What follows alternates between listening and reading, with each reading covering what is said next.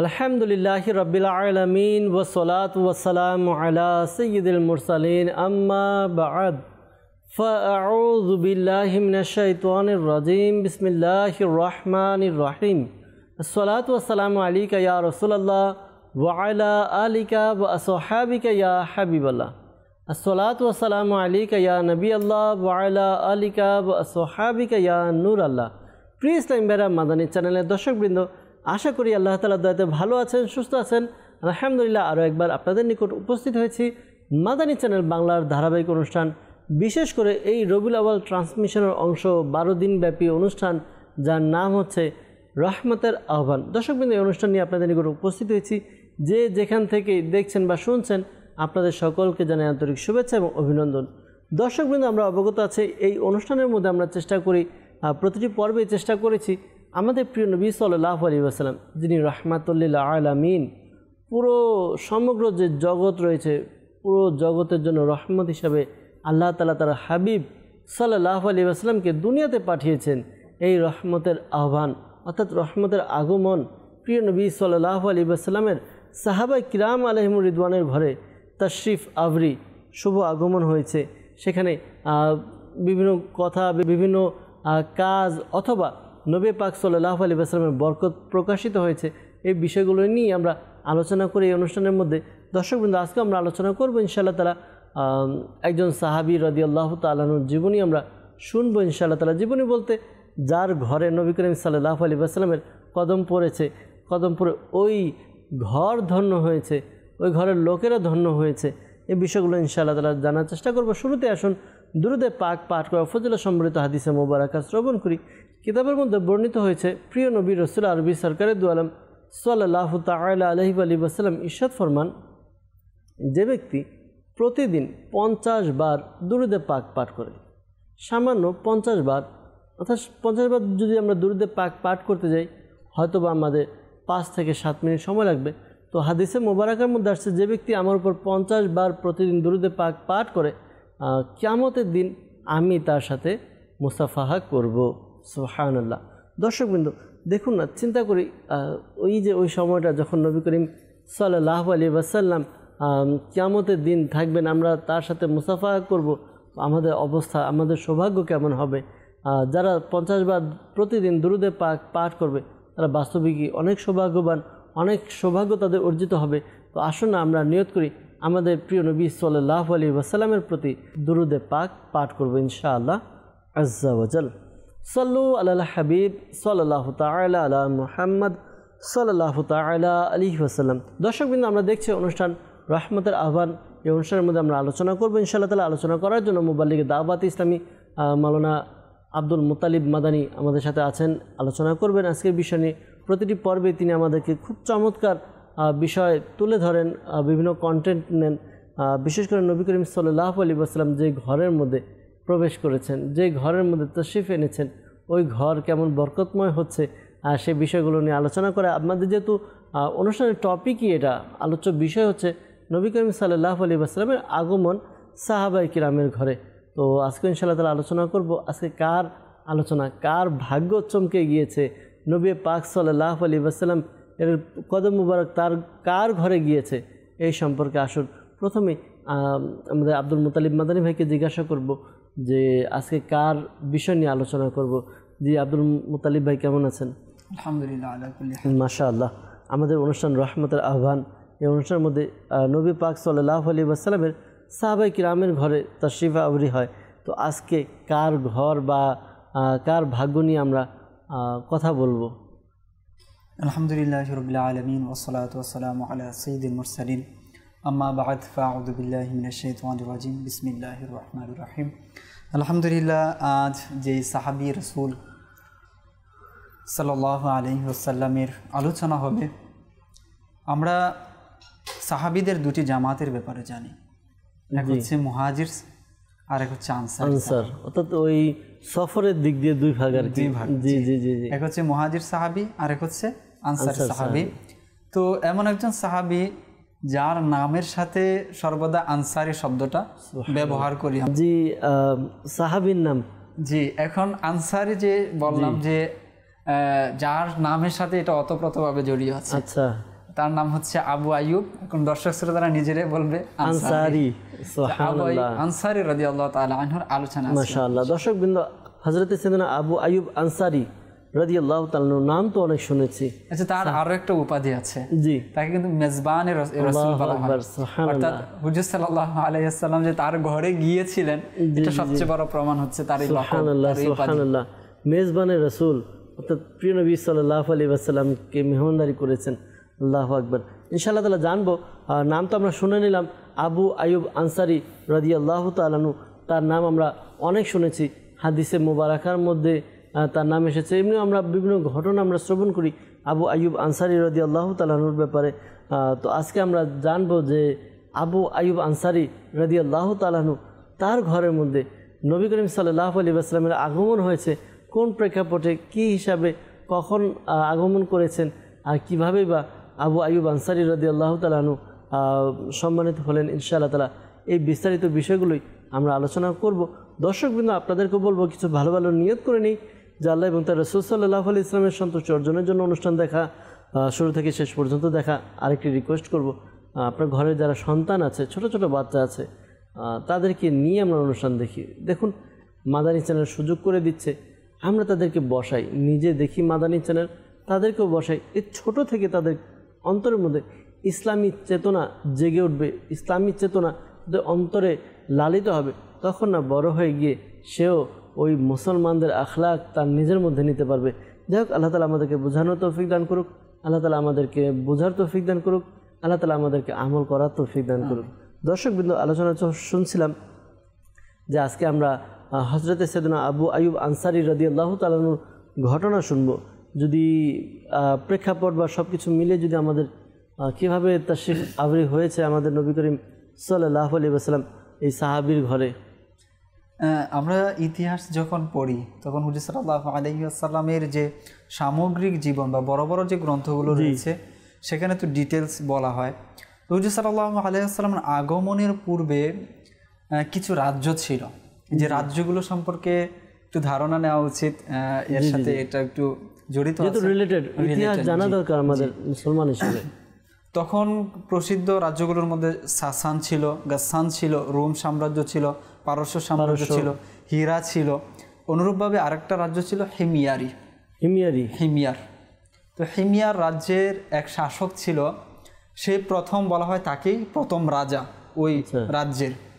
আর তখনকার যুগে ওই রাজ্যের রাজাকে বলা হতো তুব্বা। আর যেহেতু সেই প্রথম রাজা ছিল তো তাকে বলা হতো আউয়াল, তুব্বায়ে আউয়াল, অর্থাৎ ফার্স্ট কিং বলতে পারি আমরা, প্রথম রাজা। আচ্ছা, প্রথম রাজা। তো তার প্রকৃত নাম কি সেটা তো বলা হয়নি, তবে ইতিহাসের পাতায় তাকে তুব্বায়ে আউয়াল হিসেবেই বলা হয়, প্রসিদ্ধ রয়েছে। তো তুব্বায়ে আউয়ালের সাথে মূলত এই আবু আইয়ুব আনসারী রাদিয়াল্লাহু তাআলা আনহুর যে ঘর রয়েছে একটু রিলেটেড এবং এটা মানে অনেক আগে বললেন, আবার আবু আইয়ুব আনসারী রাদিয়াল্লাহু তাআলা বলছেন রিলেটেড। বিষয়টা যদি একটু খোলাসা করা বলছি। তুব্বায়ে আউয়ালের একটা মনের বাসনা ছিল, সে পৃথিবী ঘুরে বিভিন্ন রাজ্য ঘুরে ঘুরে দেখবে। আচ্ছা, তার এটা একটা আকাঙ্ক্ষা ছিল এবং সে তার সাথে বিশাল সৈন্যবাহিনী নিয়ে ঘুরতে লাগলো। এবং তার এটাও আকাঙ্ক্ষা ছিল যে আমার যে বাহিনী হবে সবচেয়ে শক্তিশালী হবে এবং লোকও বলে অনেক বেশি হবে। বলা হয় যে তার যে পদাতিক সৈন্য ছিল লাখের উপরে এবং অশ্বারোহীও ছিল লাখের উপরে সৈন্যবাহিনী। তখনকার যুগে প্রায় 2 লাখের উপরে সৈন্যবাহিনী নিয়ে সে বিভিন্ন দেশে দেশে রাজ্যে রাজ্যে ঘুরছে। এত সৈন্য নিয়ে একটা রাজ্যে যদি যাওয়া হয়, মানুষ ভয়েই হয়ে যাবে। তো এরকম সে করছিল। তো ঘুরতে ঘুরতে ঘুরতে ঘুরতে সে একদা মক্কা শহরে এসে উপস্থিত হয়। আচ্ছা, জি, তখনকার যুগে মক্কা এসে উপস্থিত হয়। আর আমরা জানি আমাদের এই অনুষ্ঠানে আলোচনা হয়েছে যে কাবা শরীফ সর্বপ্রথম গড়, আর এটা কত আগের শহর সেটা একটা বোঝা যায়। তো এই যখন এই শহরে সে আসার পর অন্য অন্য শহরে তার এই সৈন্য সামন্ত যা ছিল দেখে মানুষ তাকে সম্মান শ্রদ্ধা যা করার করেছে, ভয় হোক আর যেভাবেই হোক। আর তার আরেকটা অভ্যাস ছিল, সে যেই শহরেই যেত সেই শহরের সবচেয়ে 10 জন জ্ঞানী ব্যক্তিকে তার সাথে নিয়ে নিত সেইভাবে। আচ্ছা আচ্ছা আচ্ছা। আর এভাবে ঘুরতে ঘুরতে বিভিন্ন শহর তার আলেমের সংখ্যাও দাঁড়িয়েছিল প্রায় 4000। 4000, অর্থাৎ এত শহর সে অলরেডি ভ্রমণ করেছে। 4000 যদি সৈন্য সে নিয়ে ঘুরে কত লোক আরেকটা যে বিষয়, এক একটা দেশ থেকে সে 10 জন করে যদি নেয় 4000 হতে কত দেশ সে ভ্রমণ করেছে, কত শহর সে ভ্রমণ করেছে। জি, এটা সর্বশেষ যখন সে মক্কায় এসে উপস্থিত হয়, তো অন্য শহরে যে সম্মান সে পেয়েছে, এই সম্মান আর এই শহরে সে পাচ্ছে না। তো সে একটু অবাক হলো, আমার সৈন্যবাহিনীরও কম নেই, আমার প্রতাপ প্রতিপত্তরও কোনো কম নেই, কিন্তু মানুষ কেন আমাকে সম্মান করছে না। সে খুঁজে নিল যে আসল কারণ কি, ঘটনা উদ্ঘাটন করতে চেষ্টা করলো। পরবর্তীতে সে জানতে পারলো যে এখানকে এমন একটা ঘর আছে, যেই ঘরের মাহাত্ম্য মর্যাদা হচ্ছে এরকম যে মানুষ সবচেয়ে বেশি সম্মান এই ঘরকেই করে। অর্থাৎ এই ঘরের সামনে আর কোনো কিছুর তাদের আর কারো দাম নেই, সবচেয়ে সম্মানের অধিকারী এই ঘরটাই তাদের কাছে। তখন সে মনে মনে ইরাদা করলো, নিয়ত করলো যে আমি এই ঘরকে ধ্বংস করে ফেলবো, তো ওটা থাকবে না, আর সম্মান আমার দিকে চলে আসবে, তখন মানুষ বাধ্য হবে। তখন এই নিয়ত করার সাথে সাথে আল্লাহ পাকের পক্ষ থেকে কুদরতিভাবে সে একটা অসুস্থের মধ্যে পতিত হলো, আক্রান্ত হলো। তার মুখ দিয়ে, নাক দিয়ে, চোখ দিয়ে পানি পড়তে লাগলো, ঝরতে লাগলো, প্রচণ্ড ব্যথা। তো বিভিন্ন চিকিৎসা, বিভিন্ন ডাক্তার সে দেখাতে লাগলো, আর তার সাথে তো কোনো কিছুর অভাব ছিল না। তখন বিভিন্ন চিকিৎসা করার পর তাকে এটাই বলল যে আপনার এটা জাগতিক কোনো অসুখ না। আচ্ছা, আপনি যে অসুস্থতার মধ্যে আক্রান্ত হয়েছে জাগতিক কোনো বিষয় না, এটা পারলৌকিক বা অলৌকিক কোনো কিছু আপনাকে ভর করেছে বা কোনো কিছু ঘটনা ঘটেছে। আচ্ছা, তখন সে ধর্মীয় সম্পর্কে যে জ্ঞান রাখে ওই রকম ব্যক্তিদেরকে ডাকলো যে আমার কি হয়েছে তোমরা বলো। তখন তারা তাকে জিজ্ঞাসা করলো আসলে আপনার যে রোগটা জাগতিক না, আপনি কি কোনো খারাপ ইচ্ছা পোষণ করেছিলেন? তখন সে বলল হ্যাঁ, আমি তো নিয়ত এটাই করেছিলাম যে আমি এই ঘরকে ধ্বংস করে ফেলবো। তখন তারা তাকে পরামর্শ দিল যে আপনি এখনই তাওবা করুন। তখন সে তাওবা করে এবং সে ইরাদা পরিবর্তন করে নে, নিয়ত পরিবর্তন করে নে, না আমি এই ঘরকে আর কখনো ধ্বংস করব না। আচ্ছা, এখানে আলেমও ছিল, বিভিন্ন শহর সে ভ্রমণ করত এবং সে জানতে পারলো যে এই শহরের মধ্যে এমন এক নবীর আগমন ঘটবে যে নবী হবে সকল নবীদের সরদার, সকল নবীদের বাদশাহ। তখন সে সাথে সাথে সেই নবীর উপর ঈমান নিয়ে এলো। অর্থাৎ এখনো আসেনি, অনেক পরে আসবে, অনেক পরে আসবে। অর্থাৎ তখন তো সম্ভবত অন্য কোন নবীর যুগ চলছিল, কিন্তু শেষ নবী যে আসবে তার উপরে ঈমান আনলেন এত আগে। এবং সে এরকম নিয়ত করে নিল যে এই ঘর বা এই শহরে সে আর কোনো ক্ষতি করবে না। পরবর্তীতে সে ফিরে যাচ্ছে, মক্কা হয়ে যখন যাচ্ছে তখন এমন একটি জায়গায় গিয়ে উপস্থিত হয় যে যেখানে দুই দিকে পাহাড়, মাঝখানে সবুজ শ্যামল। তো সেই জায়গাটি দেখার পর তখন উলামায়ে কেরামগণ বলেন যে নবীর ব্যাপারে আলোচনা হয়েছে সেই নবী এখানে হিজরত করবেন। আল্লাহু আকবার। তখন তিনি বললেন এটা তো খুবই চমৎকার জায়গা। তখন উলামায়ে কেরামগণ যারা ছিল সেখানে 4000 উলামায়ে কেরামদের মধ্য হতে বলা হয় 400 উলামায়ে কেরামগণ সেখানে তারা ইচ্ছা পোষণ করলেন যে আমরা এই শহর ছেড়ে যাব না, আমরা চাই যেন আমরা সেই নবীর সাক্ষাৎ পেয়ে যাই। যখন এই যে তুবাই আউয়াল তিনি বললেন আপনারা যাবেন না, আমিও যাব না, তার প্রতি এত ভালোবাসা তখন তার মনে জাগ্রত হয়ে গেল যে আমিও যাব না। দেখেনি, আসেনি, কিন্তু তার প্রতি ভালোবাসা তৈরি হয়ে গেছে। আল্লাহু আকবার। তো আমিও যাব না, তো এখানে থাকবে বাদশাহ, এত বড় প্রতাপশালী এক বাদশাহ। তিনি কি করলেন, এই যে 400 আলেম ছিলেন সবাইকে ওইখানে বিবাহ করালেন, সবার জন্য ঘর নির্মাণ করলেন এবং এই যে নবী আসবে যার সংবাদ তিনি পেয়েছেন তার জন্য একটা আলাদাভাবে ঘর নির্মাণ করলেন। নবী পাক সাল্লাল্লাহু আলাইহি ওয়াসাল্লাম কবে আসবে এটা জানা নেই, নবী করিম সাল্লাল্লাহু আলাইহি ওয়াসাল্লামের জন্য ঘর নির্মাণ করলেন। 1 বছর অপেক্ষা করলেন, অপেক্ষা করার পর দেখলেন না এখনো আসেনি, কিন্তু এদিকে তার রাজ্যও তো আছে, সেটাও পরিচালনা করতে হবে। অতঃপর তিনি সর্বশেষ একটা বুদ্ধি এটাই বের করলেন যে আমি আমার পয়গাম যেভাবে হোক সেই নবীর কাছে আমি পৌঁছে দিতে চাই। অতঃপর তিনি একটি চিঠি লিখেন, সেখানে আল্লাহ তাআলার প্রশংসা করেন, আলহামদুলিল্লাহি রাব্বিল আলামিন। অতঃপর নিজের যে আকাঙ্ক্ষা, নিজের যে বাসনাগুলো তিনি যা ব্যক্ত করতে চেয়েছিলেন সেই চিঠির মধ্যে তিনি উল্লেখ করেন এবং তিনি এটাই বলেন যে আমি আপনার উপর ঈমান এনেছি, আপনি কবুল করেন, আমাকে গ্রহণ করে নিন। তার মনের কথাগুলো এরকম তুলে ধরেছেন। তো তিনি এই চিঠি লিখে সেই 400 আলেমদের মাঝে সবচেয়ে যে জ্ঞানী ছিল তার হাতে দিয়ে বলে যে আমি চলে যাচ্ছি, যদি আপনি সেই নবীকে পান তাহলে আমার এই কথাগুলো, আমার এই চিঠিটা আপনি সেই নবীর নিকট পৌঁছে দিবেন, এটা আমার অনুরোধ। আর যদি আপনিও না পান তাহলে আপনি আপনার বংশধরকে ওসিয়ত করে যাবেন, তাকে এই চিঠি দিয়ে যাবেন, এভাবে যেন এটা চলতে থাকে। তো হ্যাঁ, যত আদেশ হয়েছে ততভাবে চলতে লাগলো এবং সেই আলেম তার সন্তান এভাবে চলছে। আর এদিকে হুজুর সাল্লাল্লাহু আলাইহি ওয়াসাল্লামের আগমন 12 রবিউল আউয়াল মক্কায় হয়ে গেল 500, কেউ বলেছেন 70 খ্রিস্টাব্দে, কেউ বলেছেন 571 খ্রিস্টাব্দে হুজুর সাল্লাল্লাহু আলাইহি ওয়াসাল্লামের আগমন হলো। আর এইদিকে চারদিকে ছড়িয়ে পড়লো। হুজুর সাল্লাল্লাহু আলাইহি ওয়াসাল্লাম মদিনা থেকে 2 বার কি করলেন, বায়াত নিলেন, যেটা বায়াতে উকবায়ে আউয়াল, বায়াতে উকবায়ে সানি। তো এই বিষয়টা মদিনাতেও পৌঁছে গেল এবং তাদের মধ্যে অনেকের এটা জ্বালা ছিল যে এক নবী আসবেন যার জন্ম হবে মক্কায়, কিন্তু হিজরত করবেন মদিনায়। তো এই যে চিঠি আছে, যখন জানতে পারেন যে এরকম এক নবীর আগমন ঘটেছে, আবির্ভাব হয়েছে এবং তিনি বায়াতও নিয়েছেন, তখন তারা পরামর্শ করে এই চিঠি দিয়ে আবু লাইলা আনসারী রাদিয়াল্লাহু তাআলা আনহুকে পাঠান যে এই যে তুব্বাই আউয়াল যিনি আছেন তার চিঠিটা যেন তাকে পৌঁছিয়ে দেওয়া হয়।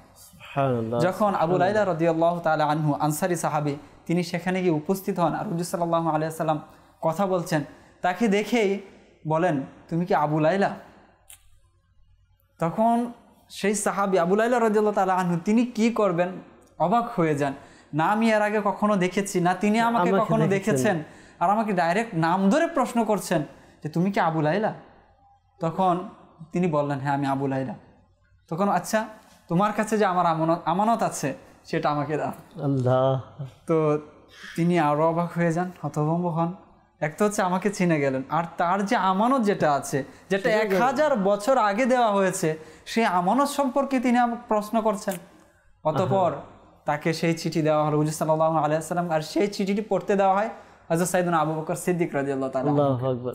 যখন সে সম্পূর্ণ চিঠি সেখানে পড়া হয়, তখন হুজুর সাল্লাল্লাহু আলাইহি ওয়াসাল্লাম বলেন মারহাবানা খাসসালি, মারহাবানা খাসসালি, যে আমার ভাই সালেহ তাকে মারহাবা মারহাবা। অর্থাৎ তুব্বাই আউয়াল যে 1000 বছর অলরেডি অতিবাহিত হয়ে গেছে, হুজুর সাল্লাল্লাহু আলাইহি ওয়াসাল্লাম তাকে নিজের ভাই বলছেন আর তাকে স্বাগতম জানাচ্ছেন, তাকে নেক ভাই বলছেন। নেক ভাই, সুবহানাল্লাহ সুবহানাল্লাহ। তো এই যে বিষয় দর্শকবৃন্দ, যে এক তো চিঠির বিষয়টা হলো, আর বলা হয়েছে এমনি কিতাবের মধ্যে যে মদিনাতে খুব দ্রুত ইসলাম প্রচার হয়েছে। তো এটার একটা কারণ এটাও যে সেখানে অর্থাৎ মদিনাতে 400 উলামায়ে কিরাম সেখানে ছিলেন। তো তারা ছিলেন এই জন্য যে নবী করিম সাল্লাল্লাহু আলাইহি ওয়াসাল্লামের উপরে ঈমান আনবেন। তারা তাদের সন্তানদের সাথে আলোচনা করেছেন, সন্তানরা আলোচনা করেছে, এভাবে এই বিষয়টা জানাজানি ছিল। এই কারণে সেখানে ইসলামটা খুব দ্রুত প্রচার হয়েছে। মাশাআল্লাহ। দর্শক আমরা জানলাম যে প্রথমত জানলাম যে চিঠির বিষয়, যে চিঠি পৌঁছেছেন নবী করিম সাল্লাল্লাহু আলাইহি ওয়াসাল্লামের। তো এই যে চিঠিটা পৌঁছালো, কিন্তু আবু আইয়ুব আনসারী রাদিয়াল্লাহু তাআলা তার বাসায় কিভাবে আসলেন, এটা এখন আলোচনা হলো না। এই যে বিষয় ছিল যে তিনি হিজরত করবেন, যে হুজুর সাল্লাল্লাহু আলাইহি ওয়াসাল্লামের ব্যাপারে তাদের মধ্যে এটা তো প্রচলন ছিল, মাউলুদুহু বিবাক্কাতা ওয়া মুহাজিরুহু বিতাইয়িবাতি। আর এখানে যে তুব্বাই আউয়াল যে বা এখানে উলামায়ে কেরামগণ যারা ছিলেন, এটা তো তাদের মধ্যেও ছিল যে এখানে তিনি হিজরত করে আনবেন। তো হুজুর সাল্লাল্লাহু আলাইহি ওয়াসাল্লামের যখন হিজরতের সময় হয়ে এলো, আর তাদের মধ্যে এক ধরনের আনন্দ কাজ করতে লাগলো। যেমনটা দেখবেন যে ঈদ আসবে, আর ছোটবেলা আমরা শৈশবে আমরা নিজেরাও এটা করেছি যে চাঁদ হয়তো আজকে উদিত হতে পারে, আসরের পর থেকে আমাদের মধ্যে এক ধরনের আনন্দ বিরাজ করত। মনের মধ্যে চাঁদ উঠবে, এবার তো আমরা একদিন অপেক্ষায় ছিলাম যে চাঁদ উঠবে, কিন্তু ওই দিন চাঁদ ওঠেনি। আমি ছিলাম জামিয়াতুল মদিনা কর্ণফুলীতে, শিক্ষার্থীদের তাদের মনের মধ্যেও যে চাঁদ দেখবে তারা, কিন্তু ওই দিন চাঁদ ওঠেনি। এমনিও মেঘাচ্ছন্ন ছিল, বৃষ্টিও ছিল। তো পরের দিন তো সবাই জেনে গেছে, সবাই দেখলাম আমাদের ছাত্ররা নামাজের পরে বাইরে গিয়ে চাঁদের দিকে তাকিয়ে আছে। যখন কেউ দেখলো সবাই তো মারহাবা ইয়া মুস্তাফা বলা শুরু করে দিল। জি। তো ওই রকম বিষয়টা এই ছোটবেলা শৈশবে বা আগের মধ্যে আরো বেশি ছিল। বড়রাও গিয়ে দেখতো চাঁদ, এবং চাঁদ দেখার যে একটা সুন্নত একটা রয়েছে, সেই বিষয়টা বড়দের মাঝে ছিল। তো হুজুর সাল্লাল্লাহু আলাইহি ওয়াসাল্লামের আগমনে তার অপেক্ষা করছে যে চাঁদ কখন আসবে।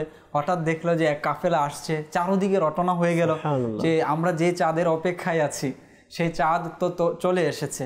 তখন মদিনার একদম যুবক, বৃদ্ধ, বয়স্ক যারা আছে সকলেই স্বাগতম জানাতে চলে এলো। যেমনটা আমরা পড়ি, তালা আল বাদরু আলাইনা মিন সানিয়াতিল ওয়াদা ওয়াজাবা শুকরু আলাইনা মা দা লিল্লাহি দা। এই যে প্রসিদ্ধ নাদ, এটা কিন্তু সেই তখন হুজুর সাল্লাল্লাহু আলাইহি ওয়াসাল্লাম জি যখন মদিনায় প্রবেশ করেন তখন সকলে মিলে সম্মিলিতভাবে হুজুর সাল্লাল্লাহু আলাইহি ওয়াসাল্লামকে এইভাবে স্বাগত জানান। আচ্ছা, এখন হচ্ছে এই ঘরে প্রবেশ করার যে বিষয়টা, যখন হুজুর সাল্লাল্লাহু আলাইহি ওয়াসাল্লাম সেখানে প্রবেশ করেন সেই শহরে, সকলেই চাচ্ছিলেন যে হুজুর সাল্লাল্লাহু আলাইহি ওয়াসাল্লাম যেন আমার ঘরে আসেন। তো হুজুর সাল্লাল্লাহু আলাইহি ওয়াসাল্লাম তো জানেন, বলে যে আমার উঠের লাগাম তোমরা ছেড়ে দাও, সে যেখানে গিয়ে বসে বা সে যে ঘরে যায় আমি সেখানেই যাব। তখন উঠের লাগাম ছেড়ে দেওয়া হয়। আবু আইয়ুব আনসারী রাদিয়াল্লাহু তাআলা আনহুর ঘরের সামনে হুজুর সাল্লাল্লাহু আলাইহি ওয়াসাল্লাম উটনি কি করলো, গিয়ে বসে গেল। তো সবাই বুঝে গেল যে হুজুর সাল্লাল্লাহু আলাইহি ওয়াসাল্লাম মূলত তার ঘরে উঠবে। আচ্ছা, সেই ঘরে যখন উঠে, এখন উলামায়ে কেরামগণ বর্ণনা করেন যে হুজুর সাল্লাল্লাহু আলাইহি ওয়াসাল্লাম যে ঘরে উঠেছেন এটা আসলে কি আবু আইয়ুব আনসারী রাদিয়াল্লাহু তাআলা আনহুর ঘর নাকি হুজুর সাল্লাল্লাহু আলাইহি ওয়াসাল্লামের নিজের ঘর? অর্থাৎ ওই যে আপনার তুবাই আওয়াল একটা ঘর নির্মাণ করেছিল, সেটা মূলত সেই যে আলেম ছিল, প্রধান আলেম, তার বংশধরদের মধ্যে একজন হচ্ছে এই আবু আইয়ুব আনসারী রাদিয়াল্লাহু তাআলা আনহু।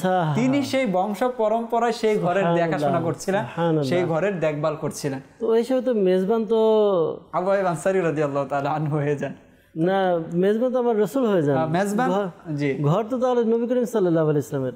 বেশক উলামায়ে কেরামগণ এটা বলেছেন যে ঘরটা মূলত হুজুর সাল্লাল্লাহু আলাইহি ওয়াসাল্লামেরই ছিল, তো কিন্তু সেখানে দেখভাল করার দায়িত্ব ছিলেন মূলত আবু আইয়ুব আনসারী রাদিয়াল্লাহু তাআলা আনহু। আর আবু আইয়ুব আনসারী রাদিয়াল্লাহু তাআলা আনহু সেই ঘরে যাওয়া এবং তাদের যে ভক্তি ভালোবাসা, সেটা তো ইতিহাসের পাতায় লিখিত। হুজুর সাল্লাল্লাহু আলাইহি ওয়াসাল্লাম নিচের তলায় থাকবেন, ঘরটা ছিল দুতলা বিশিষ্ট। আচ্ছা, তো হুজুর সাল্লাল্লাহু আলাইহি ওয়াসাল্লাম সিদ্ধান্ত নিলেন যে আমি নিচেই থাকব। তো এর কারণ পরবর্তীতে বলা হয় যে যখন সারাদিন পর্যন্ত এক আনন্দ ঘন একটা মুহূর্ত অবস্থা করছিল, হুজুর সাল্লাল্লাহু আলাইহি ওয়াসাল্লামের খিদমত কিভাবে করবে, কিভাবে কি করা যায়, এই নিয়ে দৌড়াদৌড়ি। এদিকে আবু আইয়ুব আনসারী রাদিয়াল্লাহু তাআলা আনহু যে সম্মানিতা মাতা, তিনি তখন অন্ধ ছিলেন। তো তিনি বলেন আমি তো হয়তো এই নুরানি চেহারা দেখতে পারবো না, তবে আমার একটা মনের আকাঙ্ক্ষা, তিনি যখন ঘরে আসবেন তখন সর্বপ্রথম ঘরের কপাট আমি খুলব। তখন তিনি ভর করে ঘরের কপাট খুলেন, আর হুজুর সাল্লাল্লাহু আলাইহি ওয়াসাল্লামের দোয়ার বরকতে বা জিয়ারতের বরকতে তার চোখের দৃষ্টি আবারও পুনরায় ফিরে আসে। তো সারাদিন এভাবে চলে যায়, 7 মাস পর্যন্ত ওই ঘরের মধ্যে ছিলেন। প্রথম দিনের ঘটনাটা বলা হচ্ছে যে, তো সারাদিন যাওয়ার পর রাতে যখন ঘুমাবেন হুজুর সাল্লাল্লাহু আলাইহি ওয়াসাল্লাম, তখন আবু আইয়ুব আনসারী রাদিয়াল্লাহু তাআলা আনহু তার ফ্যামিলি নিয়ে উপরের তলায়। হঠাৎ করে স্মরণে এলো, এটা আমি কি করলাম, এটা আমি কি সিদ্ধান্ত নিলাম, সারাদিন তো আমার স্মরণে ছিল না, কিন্তু এখন আমার স্মরণে এসেছে, আমি উপরে ঘুমাচ্ছি আর হুজুর সাল্লাল্লাহু আলাইহি ওয়াসাল্লাম আল্লাহ পাকের রসুল আমাদের নিচে, এটা কিভাবে হতে পারে? আর এখন রাতও হয়ে গেছে, হুজুর সাল্লাল্লাহু আলাইহি ওয়াসাল্লাম আরামও করছেন, এখন তো গিয়ে বলতেও পারছি না ইয়া রাসূলুল্লাহ আপনি উঠে আসুন, এটা কিভাবে বলি? তখন তারা ফ্যামিলি সিদ্ধান্ত নিল যে আজ আমরা ঘরের মাঝখানে ঘুমাবো না কেউ। প্রত্যেকে কি করলেন, প্রত্যেকে দেয়ালের পাশে একদম চেপে সারা রাত অতিবাহিত করলেন যে আমরা কিভাবে হুজুর সাল্লাল্লাহু আলাইহি ওয়াসাল্লামের উপরে থাকতে পারি। পরের দিন সকালে গিয়ে হুজুর সাল্লাল্লাহু আলাইহি ওয়াসাল্লামকে গিয়ে আরজ করলেন, ইয়া রাসূলুল্লাহ, ইয়া হাবিবাল্লাহ, আমাদের দ্বারা তো এই ভুল হয়ে গিয়েছে, আপনি যদি উপরে যেতেন এটা আমাদের জন্য ভালো হতো। তখন হুজুর সাল্লাল্লাহু আলাইহি ওয়াসাল্লাম বললেন যে আমি যা আদেশ করছি সেটা মেনে নাও। হুজুর সাল্লাল্লাহু আলাইহি ওয়াসাল্লাম হুকুম দিয়েছেন, তখন তারা এটা মানতে বাধ্য হয়েছেন। এর আগ পর্যন্ত তিনি ছাড়বেন না, যে এটা হতেই পারে না, হুকুম দিয়েছেন পরে মেনে নিয়েছেন। আর যুক্তি ছিল এটাই যে এখানে ছোট শিশুরা আসবে, মহিলারা আসবে, বৃদ্ধরা আসবে আমার সাথে দেখা করার জন্য, তো তারা উপরে উঠা নামা এই বিষয়টা কষ্টকর হয়ে যাবে, সুতরাং আমি নিচেই থাকি। আরেকটা ঘটনা পাওয়া যায় হুজুর সাল্লাল্লাহু আলাইহি ওয়াসাল্লামের প্রতি ভালোবাসা তাদের কীরকম ছিল, যে একদা রাত্রে বেলায়, শীতের রাত, হঠাৎ করে কোনো কারণে পানি পড়ে যায় ঘরের মধ্যে। আর ঘরগুলো তো তখন এতটা আপডেট ছিল না, আর পানি পড়ে যাওয়ার কারণে পানি চুষে চুষে নিচে পর্যন্ত চলে যেত আগের ঘরগুলো বা দোতলা যে ঘরগুলো ছিল এরকম।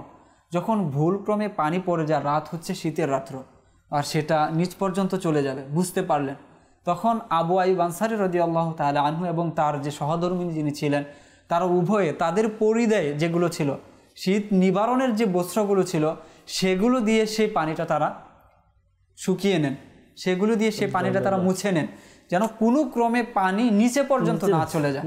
আর তারা শীতের রাতে সারা রাত এভাবে রাত অতিবাহিত করেছে, যেন কোনো ক্রমে হুজুর সাল্লাল্লাহু আলাইহি ওয়াসাল্লামের কষ্ট না হয়।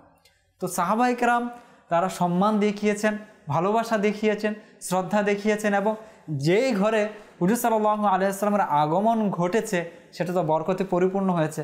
তারপরও যদি সংক্ষিপ্তভাবে বলি যে একজন আনসারী সাহাবী ছিল, নাম ছিল আসাদ বলা হয় তার নাম, যিনি সর্বাধিক ইসলাম প্রচারের ক্ষেত্রে আনসারদের মধ্যে সাহায্য করেছেন, এবং তিনি তখনকার যুগে নেতাও ছিলেন বলা চলে আনসারদের। হুজুর সাল্লাল্লাহু আলাইহি ওয়াসাল্লাম যতদিন পর্যন্ত তিনি আসেননি মদিনায়, ততদিন পর্যন্ত তিনিই মূলত নেতৃত্ব দিচ্ছিলেন, এবং মুসআব বিন উমাইর রাদিয়াল্লাহু তাআলা আনহুকে তিনি তার ঘরে আশ্রয় দিয়েছিলেন যে আপনি আমার ঘরে থেকে ইসলাম প্রচার করবেন। সুবহানাল্লাহ। আর এই হিসাবে তিনি অধিকার রাখতেন যে হুজুর সাল্লাল্লাহু আলাইহি ওয়াসাল্লাম আমার ঘরে আসবেন, আমার ঘরে আসুক।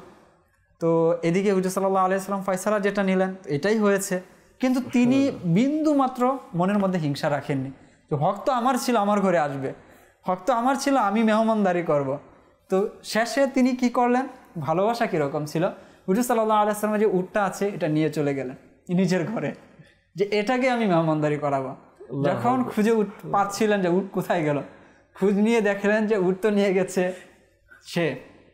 তো জিজ্ঞাসা করা হলো, তো তুমি এটা কেন করলে? বলে আমি হুজুর সাল্লাল্লাহু আলাইহি ওয়াসাল্লামের সাথে সাক্ষাৎ করতে আসছি। তো এসে বললেন, ইয়া রাসূলুল্লাহ, ইয়া হাবিবাল্লাহ, আপনি যে ফয়সালা নিয়েছেন সেটাই, আপনি এখানে থাকবেন, এটা আপনার মর্জি, তবে আমি আপনার উটটি আমি মেহমানদারি করতে চাই, সেটাই আমার কাছে থাকবে। তখন হুজুর সাল্লাল্লাহু আলাইহি ওয়াসাল্লাম মুচকি হেসে দিলেন এবং বললেন যে আচ্ছা ঠিক আছে, উট তোমার কাছে। সুবহানাল্লাহ। বাস্তবে কি দর্শকবৃন্দ, নবী পাক সাল্লাল্লাহু আলাইহি ওয়াসাল্লাম হচ্ছেন প্রেমের যেটা কেন্দ্রবিন্দু। নবী পাক সাল্লাল্লাহু আলাইহি ওয়াসাল্লামকে ভালোবাসা আমাদের জন্য নাজাত, আমাদের জন্য মুক্তি।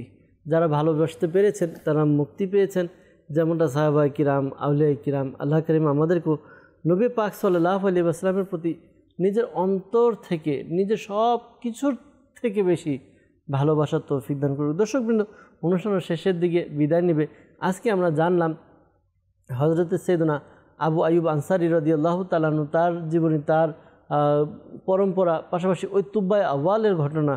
আল্লাহ তাআলা আমাদেরকে নবী পাক সাল্লাল্লাহু আলাইহি ওয়াসাল্লামের প্রতি ভালোবাসা রাখার তৌফিক দান করুক। ইনশাআল্লাহ তাআলা আগামী পর্বে আরেকজন সাহাবীর ব্যাপারে আমরা শুনবো ইনশাআল্লাহ তাআলা। বিদায় নিব এখানে। ভালো থাকবেন, সুস্থ থাকবেন, মাদানী চ্যানেলের সঙ্গে থাকবেন। সাল্লু আলাল হাবিব সাল্লাল্লাহু তাআলা আলা মুহাম্মদ সাল্লাল্লাহু আলাইহি ওয়াসাল্লাম।